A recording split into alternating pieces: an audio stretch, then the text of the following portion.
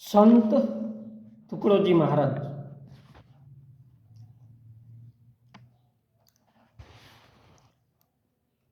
मूल नाम माणिक बंडोजी इंगळे।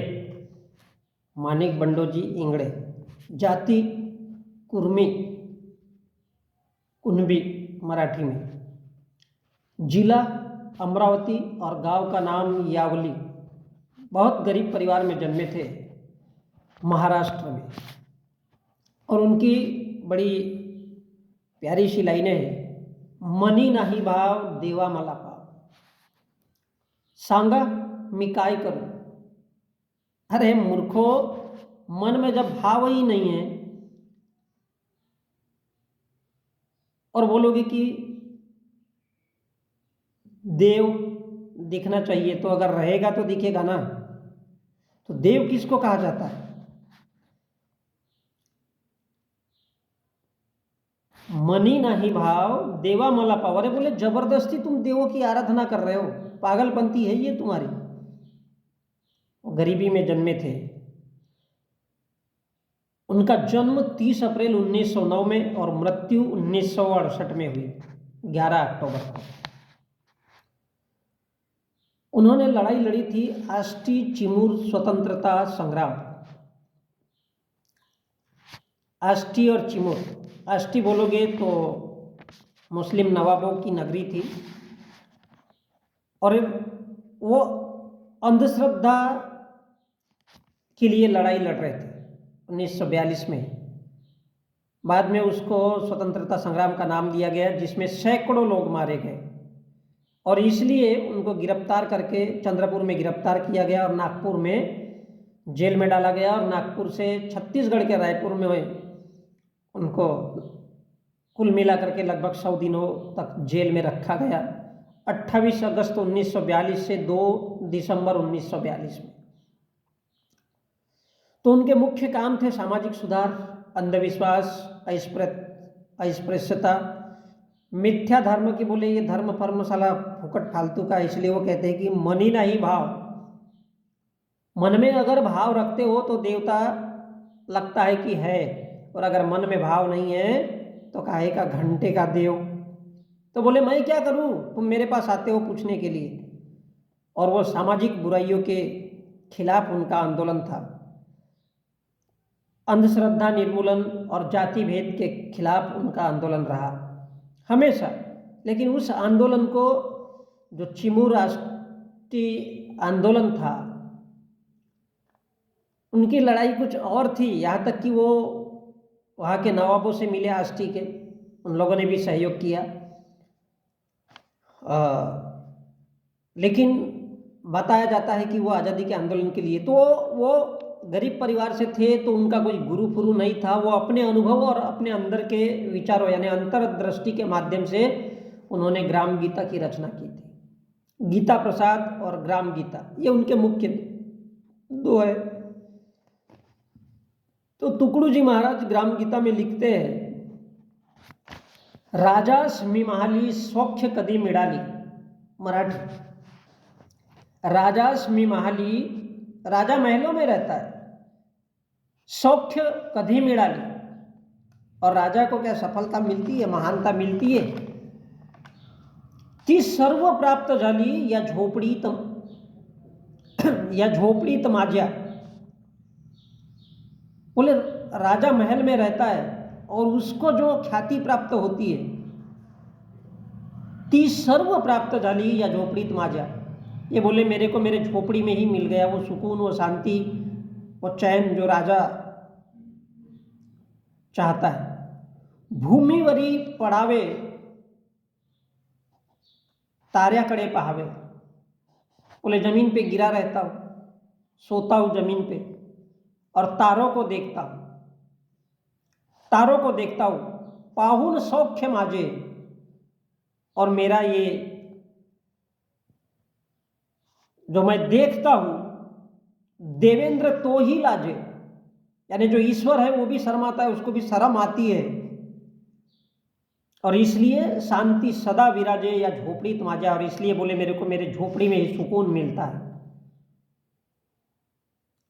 तो बोले एक राजा ऐशो आराम जो पाता है वो मेरे को मेरे झोपड़ी में मिलता है। गांव कैसा होना चाहिए? तो गांव में क्या होता है? कृषि, व्यवसाय, पशुपालन। लोग सवेरे उठते, शाम को घर आते। तो बोले ये झोपड़ियों का कमाल, ये गांव का लहजा, मेरा भारत महान।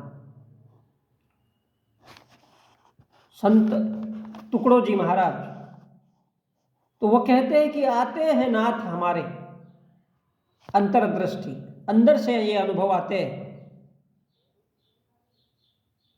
और वो समझा के जाते हमारे मालिक कि ये गांव क्या है,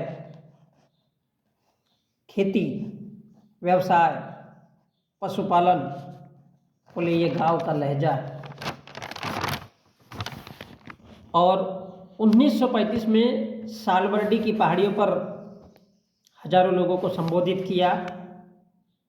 अब संतों के बातों में इसको यज्ञ कहते हैं। उन्होंने सभा को संबोधित किया। 1936 में गांधी जी ने उनको मिलने के लिए बुलाया और 1942 में आष्टी चिमूर, जिसमें सैकड़ों लोग मारे गए, वर्धा जिला आष्टी। 1955 में जापान में होने वाले विश्व धर्म सम्मेलन में उन्होंने हिस्सा लिया और वही वसुधैव कुटुंबकम की आवाज़ बुलंद किया। 1945 में जब बंगाल का अकाल पड़ा उसमें उन्होंने अपना योगदान दिया।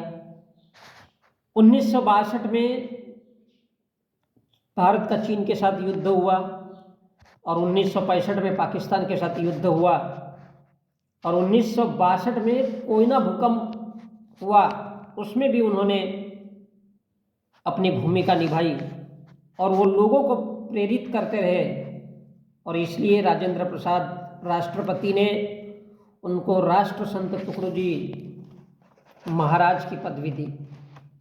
और इसलिए कहावत बनाई गई कि तुक्का मार के कोई फर्क नहीं पड़ता, तुक्का मार के।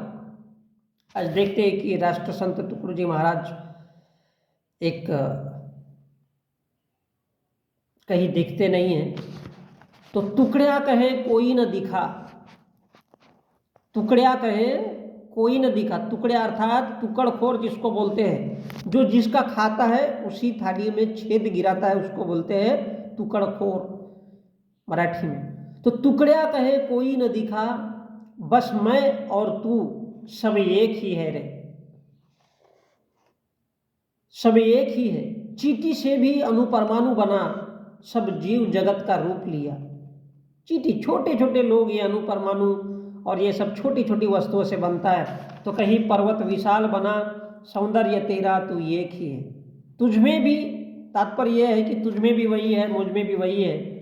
और हर देश में तू, हर भेष में तू, तेरे केवल नाम अनेक है, तू केवल एक ही है। क्या वो ग्राम गीता की बात करते हैं, वो गीता प्रसाद की बात करते हैं। महाभारत जैसे बड़े बड़े काव्यों को वो तोड़ताड़ फोड़फाड़ करने की क्षमता रखते थे। तो वो कहते हैं कि तेरी रंगभूमि ये विषंबरा, सब खेल में तू, मेल में तू, तू ही तो है। वो किसको कहते हैं? अणु परमाणु, छोटे छोटे चींटी, ये सब भी तो जगत ही है, ये सब लोग भी तो है। उनका तात्पर्य ये था कि लोग महलों में रहते, लोग बड़े बड़े नगरों में रहते और बड़ा बड़ा आलीशान घर और ये वो सब जीते। इसलिए वो ग्राम गीता में और गीता प्रसाद के माध्यम से समझाते, बोधा अमृत के माध्यम से समझाते कि समाज को क्या चाहिए, समाज को क्या चाहिए। और इसलिए राष्ट्र संत टुकड़ो जी महाराज के नेतृत्व में चिमूर, आष्टी, वर्धा भारत छोड़ो आंदोलन का उसको अमलीय जामा पहनाया गया कि वो आज़ादी के लिए लड़े, लेकिन वो निर्मूलन समिति के लिए लड़ रहे थे। 1942 का नेतृत्व उनके पास था और साथ साथ अंधविश्वास के लिए वो हमेशा लड़ते रहे। तो जो आष्टी जो कि मुस्लिम नवाबों का गढ़ था, और उन्होंने भी अंधश्रद्धा निर्मूलन आंदोलन 1942 के लिए सहयोग किया, जिसमें सैकड़ों लोग मारे गए और उस जगह का नाम आष्टी यानी शहीदों की भूमि, शांति की भूमि रखा गया। आष्टी परगना अफगान रईस नवाब मोहम्मद खान नियाजी के पुत्र नवाब अहमद खान नियाजी की जहाँ पर कब्र है, जिन्होंने राष्ट्र संत टुकड़ी जी को उनके नवाबों ने आमंत्रित किया था कि बोले आपका स्वागत है, आप जो चाहते हैं वो बड़ी अच्छी बात है, करिए कहिए लोगों से। और इसलिए सालबर्डी की पहाड़ियों पर और भी बहुत सारा उनका योगदान रहा है। तो आज एक छोटा सा नमन उस राष्ट्र संत टुकड़ू जी महाराज को, जिन्होंने आज़ादी के साथ साथ अपना भरपूर योगदान दिया इस देश के लिए। और नागपुर संत टुकड़ू जी महाराज नागपुर विद्यापीठ उनके नाम पर है। तो वो जाति से कुंभी थे। अमरावती में उनका जन्म यावली ग्राम में बहुत ही गरीब परिवार में हुआ था, महाराष्ट्र में। तो एक छोटा सा नमन उनको कि मनी नहीं भाव देवा मला पाव सांग मिकाई करूं। मैं संजय।